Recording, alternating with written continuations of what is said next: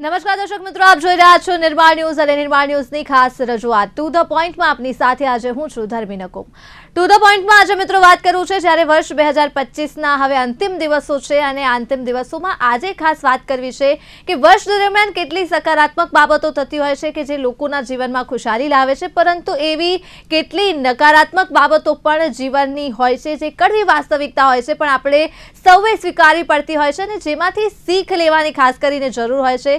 ત્યારે આજે ખાસ કરીને ટુ ધ પોઈન્ટમાં એ વાત કરવી છે કે વર્ષ 2025 દરમિયાન ભારતથી લઈને ગુજરાત સુધી કયા કયા પ્રકારના અકસ્માતો છે જે થયા છે, તેમાં કોની ભૂલ રહી છે અને જેના કારણે આ ચર્ચાના કારણે હવે જ્યારે વર્ષ 2026માં આપણે પ્રવેશ કરવા જઈ રહ્યા છીએ તો વર્ષ 2026માં કયા કયા પ્રકારની આપણે તકેદારી રાખવી જોઈએ અને આ વર્ષે જે પ્રકારના અકસ્માતો સર્જાયા છે, દુર્ઘટનાઓ થઈ છે, તેમાંથી કઈ કઈ પ્રકારની શીખ લેવાની ખાસ તો જરૂર છે। આ તમામ મુદ્દાઓ ઉપર આજના ટુ ધ પોઈન્ટમાં ચર્ચા કરીએ। આપણી સાથે ચર્ચા માટે જોડાયા છે સૌથી પહેલા જયવંતભાઈ પંડ્યા, જેઓ વિશ્લેષક છે, અને આ સાથે જ આપણી સાથે જોડાયા છે ધીરુભાઈ પુરોહિત, જેઓ વરિષ્ઠ પત્રકાર છે। સૌથી પહેલા બંને ગેસ્ટનું હાર્દિક સ્વાગત છે નિર્માણ ન્યૂઝમાં। સૌથી પહેલા હું શરૂઆત કરવા માંગીશ એ સવાલથી કે જ્યારે આપણે વર્ષ 2025ની દુર્ઘટનાઓની અને અકસ્માતોની વાત કરી રહ્યા છીએ તો સૌથી પહેલા જયવંતભાઈ, આપના મતે હું જાણવા માંગીશ કે આ વર્ષ 2025માં કયા કયા પ્રકારની ખાસ કરીને એવી અકસ્માતો અને દુર્ઘટનાઓ રહી છે આપના મતે કે જે વધારે જેના પર ધ્યાન દેવાની જરૂર છે?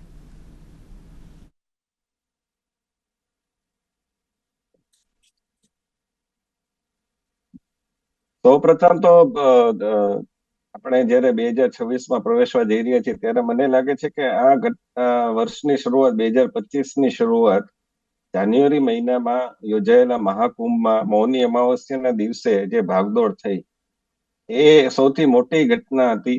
શરૂઆત જ એ રીતે થઈ, પરંતુ ત્યારથી લઈને હમણાં સુધી જે આપણે ભીડ તંત્ર જોઈએ છીએ, કોલકાતામાં મેસી આવ્યો, ફૂટબોલનો ખેલાડી, અને એમાં જે મેચ થઈ ગયો એટલે કે અંધાધૂંધી થઈ ગઈ અને દર્શકો પણ આક્રોશમાં આવીને બોટલો ફેંકીને બધા પ્રકારનું વર્તન કર્યું, તો મને લાગે છે કે એક તો આ પ્રકારની જયારે મોટી ઘટનાઓ થવાની હોય છે ત્યારે તંત્ર હોય છે, એ તંત્ર પોતે વ્યવસ્થા બરાબર કરી શકતું નથી। કે આરસીબી ની ઘટના લઈ લઈએ બેંગ્લોરની, કે પછી જે પેલો સુપરસ્ટાર છે વિજય, એની રેલીમાં પણ જે પ્રકારનું થયું, તો આ જે પ્રકારના એટલા મોટા પ્રમાણમાં લોકો ઉમટવાના હોય અને તંત્રને ખબર હોય પહેલેથી, ત્યારે આ પ્રકારની દુર્ઘટનાઓ થાય છે।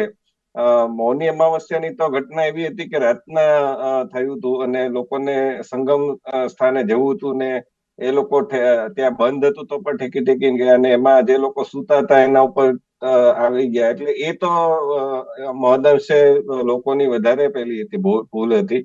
પરંતુ ઓવરઓલ તમે પછી મહાકુંભમાં દિલ્હીમાં જયારે લોકો પાછા ફરતા હતા ત્યારે સ્ટેશન ઉપર પણ આ પ્રકારની ઘટના બની હતી, એટલે તંત્રનો સૌથી મોટો વાંક ગણું છું અને બીજા ક્રમે લોકોનો પણ વાંક ગણું છું કે ભીડમાં જાય છે ત્યારે એ એકદમ જયારે કઈક ઘટના બને છે ત્યારે એમનું મગજ છે કુલ રહેતું નથી। જે આપણે કુલનેસ ની તો બહુ વાત કરીએ છીએ પણ ત્યારે એકદમ બહાવરા બની અને દોડાદોડી કરવા લાગે છે।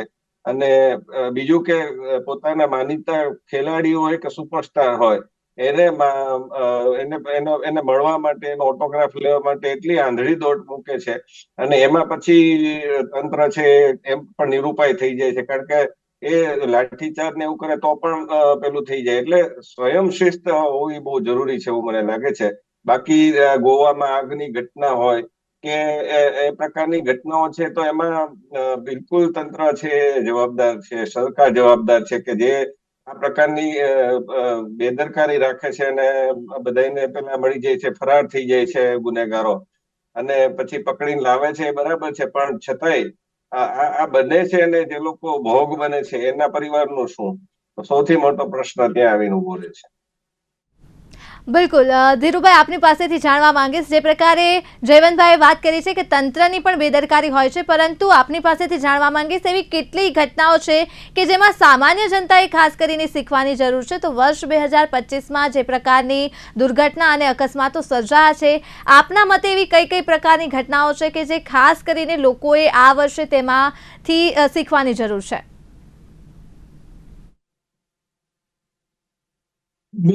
બેન, સૌ પ્રથમ તો નવા વર્ષની પૂર્વ સંધ્યાએ જયવંતભાઈ આપને અને આપણી ચેનલના તમામ દર્શકો અને સાથે સાથે કામ કરનારા બધા લોકોને નવા વર્ષના અભિનંદન છે. મારે જ્યારે 2025ની વાત કરું તો જયવંતભાઈએ કીધું એ પ્રમાણે ભીડ તંત્રને કારણે બહુ દુર્ઘટનાઓ થઈ છે. કુંભના મેળાથી માંડીને કેટલાક ધર્મસ્થળોમાં જે ભીડ થઈ છે, એ ભીડમાં ફક્ત ને ફક્ત વ્યવસ્થા જાળવવાની આવે છે ત્યારે એ સ્થિતિ જે તે ધર્મસ્થળ અને વહીવટી તંત્રની ભૂલને કારણે જ નિર્દોષ ભાવિકો કચડાઈ ગયા છે. આવી જ સ્થિતિ અમારા સૌરાષ્ટ્રમાં રાજકોટમાં અગ્નિકાંડ થયેલો, અને એ અગ્નિકાંડની અંદર જે રીતે પણ લોકો ભડભડ બળ્યા છે, ખાસ કરીને માસૂમો સ્ત્રીઓએ જે ચીચિયારીઓ પાડી છે ને, ત્યારે મને કહેવાનું મન એ થાય છે કે ક્યાંક ને ક્યાંક વહીવટી તંત્ર અને સ્થાનિક કોર્પોરેશન અને આવી કામગીરી જે જગ્યાએ થાય છે એ કામગીરીના આયોજકો બંને વચ્ચેનું જે સંકલન નથી ને એને કારણે આ બધું બહુ ખરાબ થયું છે. ક્યાંક અગ્નિકાંડને કારણે જુનાગઢમાં પણ એકાદી ઘટના બની છે. જ્યારે આવી ઘટના બની છે ને ત્યારે અમે પત્રકારોએ સખત અવાજે લખ્યું છે. આપણે પત્રકારોએ, ટીવી ચેનલ્સના પત્રકારોએ, પ્રિન્ટ મીડિયાના પત્રકારોએ ખૂબ અવાજ ઉઠાવ્યો છે.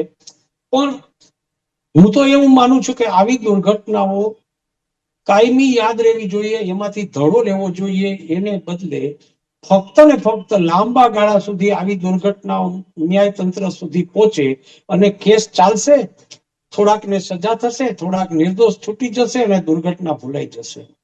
રાજ્ય સરકારે આવી દુર્ઘટના નિવારણ માટેનું એક તંત્ર, ખાસ એને માટેનો એક અલગ વિભાગ કરીને આ તંત્રમાં કોની બેદરકારી છે, જે બેદરકારી આચરવામાં આવી છે એની સામે કડક પગલા ભરવામાં આવે અને સાથે સાથે આવી દુર્ઘટના ન બને એને માટે ફરીથી એકવાર આવી વ્યવસ્થામાં કે જ્યાં ખામી છે એમાં સુધારો કરવો જોઈએ, એવું હું માનું છું.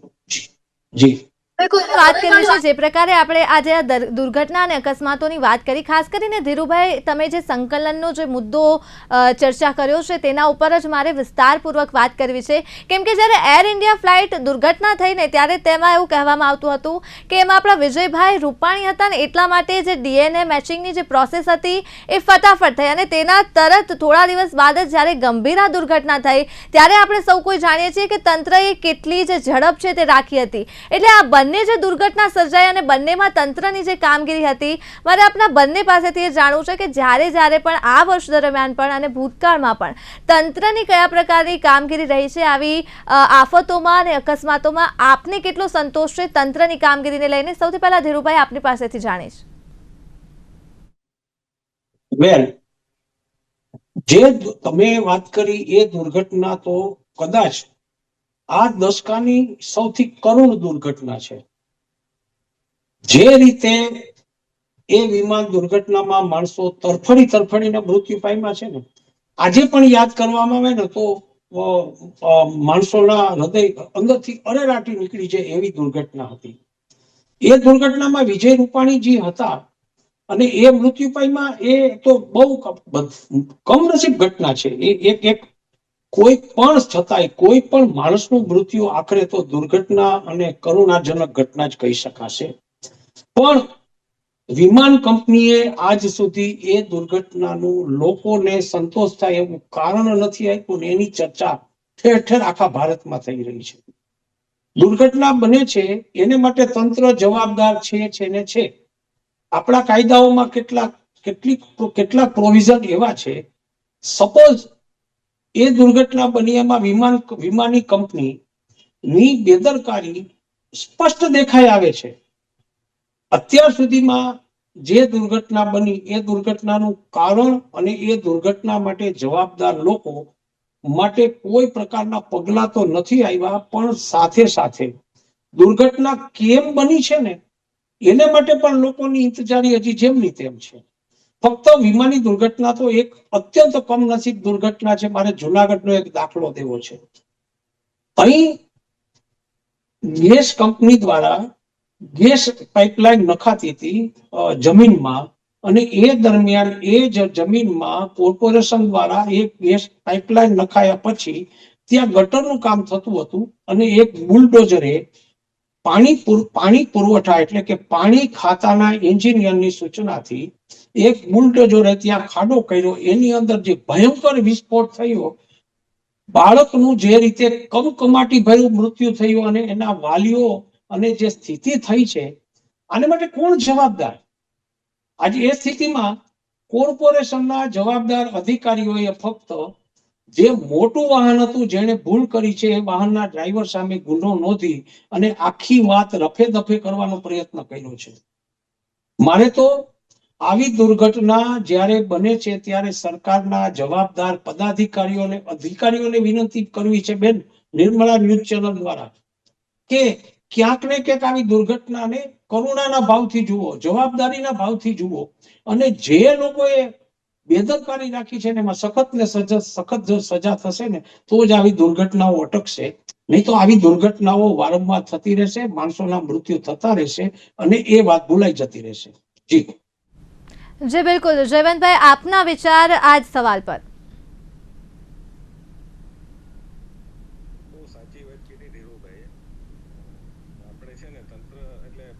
ગેસ દુર્ઘટના 1980 ના દાયકામાં થઈ હતી. ત્યારથી માંડીને એમાં તો જે પેલો ગુનેગાર હતો વિદેશી વોરેન, એને ભગાડી દેવામાં આવ્યો હતો.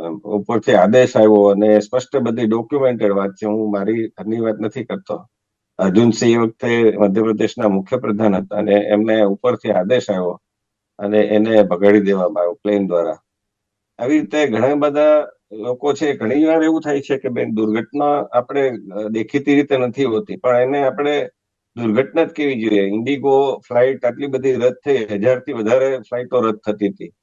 હવે એમાં કનેક્ટિંગ ફ્લાઇટ હોય, કોઈને પરીક્ષા દેવાની છે, કોઈને કોઈ ક્રિટિકલ બીમારી છે, કોઈને પ્રેગ્નન્સી છે, કેટલા બધા કારણો હોઈ શકે. હવે એ લોકોનું એ રજડી પડે છે, એ લોકો હેરાન થાય છે. મારા જ એક મિત્રને મુંબઈથી અમદાવાદ આવતી વખતે ફ્લાઇટ કેન્સલ ન થઈ, પણ એને સતત એવું કહેતા રહ્યા કે 1 કલાક મોડી છે, 2 કલાક મોડી છે. એમ કરતા કરતા રાતની 10 વાગ્યાની ફ્લાઇટ સવારે 7 વાગે ઉપડી. ન એને હોટલ એમને એરપોર્ટ ઉપર. હવે આ જે સ્થિતિ થઈ છે એને આપણે કેવી રીતે જોશું? એને આપણે દુર્ઘટનાની વ્યાખ્યામાં નથી આવતું, પણ તમે પૈસા દઈને, અને એમાં પણ હજારો હજારો એટલે 5 આંકડામાં કહી શકાય એમ, 5 આંકડામાં જેની ટિકિટ હોય છે, એ પ્રકારનું વાત હોય છે. તો એના સંદર્ભે કઈ કોઈ જવાબદાર કોઈ નથી. અને સરકારનો નિયમ છે તે તો જાણે તમને હતી જ તે. આવા કેટલાય બનાવો બને છે. રેલવેની ટ્રેનની અડફેટે 7 હાથીઓ, આપણે તો માણસોનો વિચાર કરીએ છીએ, પણ આસામમાં 7 હાથીઓ કચડાઈને મરી ગયા. તો એને માટે આપણે સંવેદનશીલ નથી, એની વાત કોઈ કરતું નથી. તો આ પ્રાણીથી માંડીને માનવ સુધીની જે કઈ બનાવો બને છે, અને એમાં કોઈની સામે કઈ પગલા જ નથી લેવાતા, અને કોઈ જવાબદાર જ નહીં. ઇન્ડિયાની વાત કરી આપણે, જે ફ્લાઇટ હતી અમદાવાદમાં જેનું દુર્ઘટનામાં, તો એમાં કોઈ જવાબદાર જ નથી. કયું કારણ આપણને ખબર નથી. તો ભવિષ્યમાં આપણે કઈ રીતે પગલા લેશું? અને બીજું કે એ પછી તો કેટલા એવા બનાવો બન્યા કે એમાં ફ્લાઇટ રદ થઈ હોય. વિમાનમાં શિવરાજસિંહ ચૌહાણ, આપણા કૃષિ પ્રધાન છે, એ પોતે એમ કે સીટ બરાબર નહોતી. એવા લોકો, મોટા મોટા લોકોને પણ જો આ તકલીફ પડતી હોય, તો નાનાની તો આપણે વિચાર જ શું કરવાનો? તો આ પ્રકારનું ઘટનાઓ બને છે. અને બીજું કે લોકો પણ, કારણ કે આપણે તંત્રની વાત તો કરીએ છીએ, પણ લોકો, કારણ કે તંત્ર જો હાથ ઊંચા કરશે, પણ લોકોએ પણ સમજવું પડશે કે આપણે આપણી સુરક્ષા તો કરવી પડશે ને. તંત્રના સહારે આપણે બેસી રહેશું તો તંત્ર તો સાવ બેરાકાન વાળું જ છે. એ તો હાથ પગ વગરનું જ છે. પોતે હાથ દરદ કરી દેશે. તો આપણે પણ વિચાર કરવો પડશે કે જ્યાં ભીડ થતી હોય, ત્યાં આપણે ઉમટી પડીએ, આપણે આપણી શિસ્ત નહીં જાળવીએ, આપણે છે ઓટોગ્રાફ લેવા દોડી જશું, આપણે છે પ્રસાદ લેવા માટે ધસારો કરશું. પેલા જે ઉત્તર પ્રદેશમાં એક બાબાને ત્યાં પેલા આશ્રમમાં થયું, હવે એના માટે કોઈ જવાબદાર નથી. તો ત્યાં એ પ્રસાદ લેવા માટે ગંગાજળ કે આ છે તે કોઈ પણ એમ એવું સાઉદી અરેબિયામાં પણ થાય છે, બીજી જગ્યાએ પણ થાય છે. તો દરેક જગ્યાએ જ્યાં શ્રદ્ધા હોય છે ત્યાં પણ શ્રદ્ધાની સાથે શિસ્ત ન હોય તો એ શ્રદ્ધા શું કામની? ભગવાનને ત્યાં પણ લાઈન તમારે કરવી પડે ને. આજે એ જ ન કરીએ તો આપણે એ વસ્તુ છે નકામી. આજે આપણે હવે આપણી પાસે તો એટલી ટેકનોલોજી છે. હું ઉત્તરાખંડની વાત કરું છું, હિમાચલ પ્રદેશની વાત કરું છું, જ્યાં અનેકવાર વાદળો ફાટ્યા છે, જ્યાં ભૂસ્ખલન થયું છે. હવે આપણી પાસે એટલી ટેકનોલોજી છે કે આપણે અઠવાડિયા, 15 દિવસ, મહિના દિવસ એનું આપણે આગાહી જોઈ શકીએ છીએ. આપણી પાસે તો ગુજરાતમાં તો અંબાલાલ ને પરેશ ગોસ્વામી કેટલાય લોકો છે જે અમુક સચોટ આગાહી કરતા હોય છે. તો આપણે એને પણ ધ્યાનમાં ન લઈએ અને પછી પર્યટકો તરીકે ધસારો કરીએ અને પછી ફસાઈએ તો આપણે તંત્રને જવાબદાર ગણીએ તો એ પણ યોગ્ય નથી. હું એવું માનું છું. તો આ પ્રકારે આપણે થોડુંક ટેકનોલોજીનો પણ ઓલું લેવું પડશે, એનો આશ્રય લેવો પડશે. વ્યવસ્થા, આપણે રસ્તા ખબર હોય છે, આપણને અમુક વાર વરસાદની પણ ખબર હોય છે. એટલે સામાન્યતઃ આપણે જે ભૂવા પડે છે ત્યારે પણ આપણે કરતા હોય ડાયવર્ઝન ઘણી વાર આપવામાં આવ્યું હોય છે. આ દરેક પ્રકારે આપણે વિચારવું પડશે કે આપણે પોતે એક ઘસારો કરીએ છીએ કે નહીં, આપણે પોતે અવ્યવસ્થા સર્જીએ છીએ તો એ નહીં કરવું પડે. કારણ કે તંત્ર છે ને એને આપણે ભૂલી જ જવું પડશે. તંત્રમાં એ જ લોકો બેઠા છે જે આપણામાંથી જ આવે છે. આપણે જ્યાં સુધી નહીં સુધરીએ ત્યાં સુધી તંત્ર પણ એવું જ રહેવાનું છે. સમરથ કો નહીં દોષ ગુસાઈ. એટલે એ લોકો આ પ્રકારનું કરશે. ગોવામાં અગ્નિકાંડ થયો તો એમાં આપણે આ ગોવા છે કે રાજકોટ છે, સુરત છે, આપણે કેટલી જગ્યાએ, અહીંયા અમદાવાદમાં શ્રેય હોસ્પિટલમાં બન્યું હતું, રાજસ્થાનમાં બન્યું હતું, દિલ્હીમાં બન્યું હતું. તો દરેક સરકાર, દિલ્હીમાં આપની સરકાર હતી, રાજસ્થાનમાં બન્યું ત્યારે કોંગ્રેસની સરકાર હતી, અમદાવાદમાં શ્રેયમાં બન્યું ત્યારે ભાજપ સરકાર તો વર્ષોથી અહીંયા છે. તો સરકાર એક બદલાય છે પણ તંત્ર એનું એ જ રહે છે. સરકારમાં બેઠેલા લોકો પણ આપણી વચ્ચેથી જ આવે છે. તો કહેવાનો અર્થ એ છે કે નથી ફાયર પેલા એક્સટિંગ્યુશન ના સાધનો હતા. તો આપણે ક્યારેય માર્ક કરીએ છીએ ખરા કે આપણે જ્યાં જઈએ છીએ ત્યાં ફાયર એક્સટિંગ્યુશન ના સાધનો છે કે નહીં? તો આ હવે આપણે સચેત રહેવું પડશે એક નાગરિક તરીકે.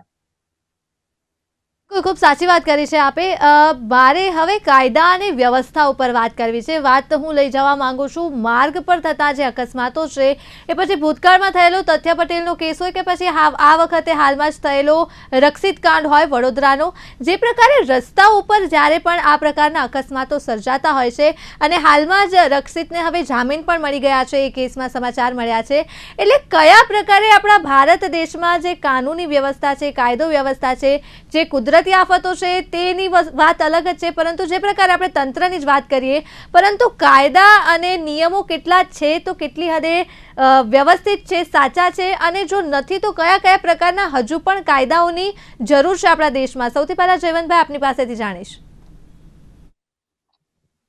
કાયદો અને વ્યવસ્થા કાગળ ઉપર જોઈએ ને તો આપણને એટલું બધું ચુસ્ત અને કડક લાગશે કે વાત ન પૂછો. અને જ્યારે સરકારને કરવું હોય છે, જો મુખ્યપ્રધાન કે વડાપ્રધાન કે પછી જજ હોય છે, તો એના માટે કોઈ એમાં બેદરકારી રાખવામાં આવતી નથી. એ આવે છે ત્યારે કેટલું આપણે જેના માટે સેનિટાઇઝેશન શબ્દ વાપરીએ છીએ. આજુબાજુ બારીમાંથી કોઈ નથી જાગતું ને બધું જ પ્રકારનું વ્યવસ્થા કરવામાં આવે છે. કોઈ મોટા વિદેશના રાષ્ટ્રપ્રમુખ આવે છે તો એના માટે કેવી ગાડી હોય છે, એના માટે કેવું પ્રકારનું તંત્ર હોય છે, એના પોતાના લોકો હોય છે. પણ જ્યારે સામાન્ય માણસની વાત આવે છે ત્યારે એ સામાન્ય માણસની કોઈ તકેદારી લેવામાં નથી આવતી. ઇવન આ બધા સુપરસ્ટારો છે તો એના માટે બાઉન્સર હોય છે, પણ સામાન્ય માણસની સુરક્ષાનો પ્રશ્ન આવતો નથી. અને બીજું કે આપણે જે વાત કરી, મેં અગાઉ પણ કહ્યું, એમાં નાગરિકે ધ્યાન રાખવું પડશે. તો 31 ડિસેમ્બર આવશે તો આપણામાંથી જ ઘણા લોકો છે એટલું રેસ ડ્રાઇવિંગ કરશે, ખબર નહીં 31 ડિસેમ્બર એમને શું થઈ જાય છે, 25 ડિસેમ્બર એમને શું થઈ જાય છે, મને તો એ જ ખબર નથી પડતી. એવો કેવો મદ છવાઈ જાય છે, એવો કેવો ઉન્માદ છવાઈ જાય છે કે રાતના અને દારૂ આટલી છૂટછાટથી મળે છે, એ પ્રશ્ન તો આપણે પૂછીએ છીએ દર વખતે. પણ એ પીને પછી એ લોકો ડ્રાઇવિંગ કરે છે, એના મા બાપ કઈ ચેતવતા નથી, એના મિત્રો સાથે હોય છે, એ ચેતવતા નથી. અને પૈસાનો તો એવો નશો હોય છે કે વાત ન પૂછો. કે એ લોકો હમણાં જ આપણે એક સામાન્ય મહિલાનું ઉદાહરણ જોયું આપણે, કે એ હેલ્મેટ અને પેલાનું સિગ્નલનું એ અમદાવાદમાં પાલન નથી કરતા, અને એમ છતાંય જયારે પોલીસ પકડે છે તો એનું આઈ કાર્ડ ફેંકી દે છે અને ગાળાગાળી ભયંકર ખરાબ રીતે કરે છે. પુરુષ પણ કદાચ એ બોલતો હોય તો ખોટું કહેવાય, પણ એ પ્રકારની ગાળાગાળી કરે છે. તો એની અમને પહેલા તો શરૂઆતમાં એ પોતે જ વિક્ટીમ કાર્ડ ખેલે છે કે મારી સાથે મને માર્યું ને આ તેને. તો પછી જયારે સત્ય બહાર આવે છે ત્યારે ખબર પડે છે કે એને પહેલા તો એટલું બધું ઉશ્કેરણીજનક કર્યું હતું કે કોઈ પણ વ્યક્તિ હોય, અને માનો કે પુરુષને બદલે લેડી કોન્સ્ટેબલ હોત અને કોઈ પુરુષે આવું કર્યું હોત ને લેડી કોન્સ્ટેબલ એને માર માર્યો હોત તો બધા એની વખાણ કરે, લેડી સિંઘમ કે. પણ કારણ કે એ મહિલા છે એટલે એની સામે આપણે એવું કહીએ છીએ કે એને કેમ માર માર્યો, અને એને સસ્પેન્ડ પણ કરી દેવામાં તાત્કાલિક. પણ પ્રશ્ન એ છે કે એક સામાન્ય મહિલા, તમે એક સામાન્ય કાયદાનું પાલન નથી કરી શકતા, જે કાયદો છે જ, અરે તમારા હિતમાં છે કાયદો, છે કઈ બીજાના હિતમાં થોડો છે. તમે પાલન નહીં કરો તો તમે ભોગ બનશો, કાં તો બીજાનો તમે ભોગ લેશો, જેમ તથ્ય પટેલે કર્યું એવી રીતે. તો સિગ્નલનું પાલન કરવું, હેલ્મેટનું પાલન કરવું, આવા જો સામાન્ય કાયદાનું આપણે પાલન ન કરી શકીએ તો બીજા મોટા કાયદાની વાત જ ક્યાં આવી. શું કહેશો આ જ વિષય પર કે કયા પ્રકારે આપણા દેશમાં જે કાયદા વ્યવસ્થા છે તેને આપ કયા પ્રકારે જુઓ છો? કાયદો વ્યવસ્થા અકસ્માત સાથે સીધી સંકળાયેલી વાત છે બેન. કાયદો વ્યવસ્થા કડક હોય ને તો અકસ્માત નું આયોજન, વાહન અકસ્માત, અગ્નિકાંડ કે બીજા અકસ્માતો કરનારાઓ પર દબાણ આવે. પણ છેલ્લા કેટલાક વર્ષોથી કાયદો વ્યવસ્થામાં ક્યાંક ને ક્યાંક ખામી તો દેખાય છે. જયવંતભાઈ કીધું એ પ્રમાણે હું તમને કહું કે અમે પત્રકારો, આપણે તો ક્યાંક કોક જગ્યાએ આપણે પત્રકારો એવું કહેતા હોઈએ છે કે ક્યાંક એવી સ્થિતિ હોય ને એટલે એવું આપણે માનીએ કે ભાઈ દુર્ઘટના બનવાની રાહ જોવાય છે, ત્યારે આ બધું સરખું થશે, કઈક બનશે ને પછી લોકો દોડશે, ત્યાં સુધી નહીં થાય. એ વાત ઘણીવાર સાચી પડી છે. પહેલાના સમયમાં જ્યારે પોલીસ એટલી નિષ્ઠાપૂર્વક કામ કરતી હતી, મેં પોલીસ ડિપાર્ટમેન્ટમાં પણ રિપોર્ટિંગ કર્યું છે, જ્યુડિશરીમાં પણ રિપોર્ટિંગ કર્યું છે, સામાજિકતા સાથે સંકળાયેલા બનાવોમાં પણ રિપોર્ટ કર્યા છે અમે. પણ એ વખતની સ્થિતિ અને અત્યારની સ્થિતિમાં ફરક એ છે કે લોકોને કામ કરવું જ નથી. મને યાદ છે કે વર્ષો પહેલા 30 વર્ષ પહેલા જ્યારે કોઈ પણ શહેરની અંદર મોટી ચોરી થતી, જેને પોલીસની ભાષામાં ઘરફોડ કહેવાય, તો એ વિસ્તારના પોલીસ જમાદાર, પીએસઆઈ કે ઇન્સ્પેક્ટર માટે એ શરમજનક બનાવ કહેવાતો. અને અત્યારે તો ઘરફોડ ચોરીઓ તો ખૂબ થાય છે, કાયદો વ્યવસ્થાની કતરી જાય છે, સ્થિતિ એવી કતરે છે, જવાબદારી તો કોઈની ફિક્સ નથી થતી, પણ એ તપાસનો વિષય બની જાય કે વર્ષો સુધી ઘરફોડ થયેલી ચોરીમાં પણ એ ગુનો અનડિટેક્ટ રહે છે. કોઈ જગ્યાએ એ ગુનાનો ઉકેલ નથી, આરોપીઓ પકડાતા નથી. પહેલાના વખતમાં પોલીસ વ્યવસ્થા બેન એવી હતી કે પોલીસ અને લોકો વચ્ચે સંકલન ખૂબ હતું. સૌરાષ્ટ્રની વાત કરું તો સૌરાષ્ટ્રના એવા ઉમદા પોલીસ અધિકારીઓ હતા જે લોકોની સાથે, લોકોને મિત્ર માનીને ક્યાંક ને ક્યાંક એની સાથે એવા સંકળાયેલા હતા કે લોકો દ્વારા પણ આરોપીઓ અંગે માહિતીઓ આપવામાં આવતી. એનું છુપી પોલીસનું જે માર્ગદર્શન, એવું સરસ મજાનું નેટવર્ક હતું કે આરોપીઓ ઝડપથી પકડાઈ જતા. અત્યારે તો લોકો પોલીસથી બીતા હોય છે. કોઈ જગ્યા ઉપર કોઈ ખૂન થયું હોય, કોઈ મોટો અકસ્માત થયો હોય, એટલે એ જગ્યામાં સાક્ષી થવા માટે કોઈ તૈયાર નથી. એને એવું થાય કે આમાં આરોપી તો નહીં પકડાય, પણ આપણે આરોપીની ભૂમિકામાં આવી જશું, વારંવાર કોર્ટના ધક્કા થશે. એટલે પોલીસ તંત્ર માટે તો અત્યારે બહુ ખરાબ સ્થિતિ છે. એ સમયમાં પોલીસને મદદ કરનારા લોકો ખૂબ હતા, કારણ કે પોલીસ પણ લોકોને એક ઉમદા ભાવથી જોતી હતી. અત્યારે પોલીસ છે ને એને સાથ આપનારા લોકો ખૂબ ઓછા છે. પોલીસે ખાસ કરીને રાજ્યના ગૃહ ખાતાએ આ વાત વિચારીને પોલીસ પ્રજાની મિત્ર છે એવું સૂત્ર લોકોમાં સાચા અર્થમાં બધી જગ્યાએ પ્રસરે, એને માટે ખૂબ પ્રયાસો કરવા પડશે, કારણ કે પોલીસની કામગીરી હવે ટ્રાફિકથી માંડીને બધું કોલોપ્સ થતું જાય છે બેન. જી બિલકુલ, ખૂબ ખૂબ આભાર બંને ગેસ્ટનો અમારી સાથે જોડાવા બદલ અને ખૂબ જ સુંદર ચર્ચા કરવા બદલ. ફરી એક વખત આપનો ખૂબ ખૂબ આભાર.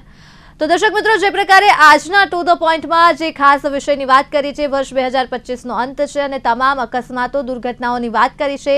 આશા રાખીએ કે વર્ષ 2026 જે છે ખાસ કરીને આપણા ભારત માટે એ ખૂબ જ સુવર્ણ વર્ષ આવે અને આ વર્ષે જે પણ દુર્ઘટનાઓ અને જે કમનસીબે જે અકસ્માતો સર્જાયા છે, આવતા વર્ષે કોઈ પણ દુર્ઘટનાનું પુનરાવર્તન ન થાય અને આપણે સૌ કોઈ સુરક્ષિત રહે તેવા વિચાર સાથે હાલ મને આપશો રજા. નમસ્કાર.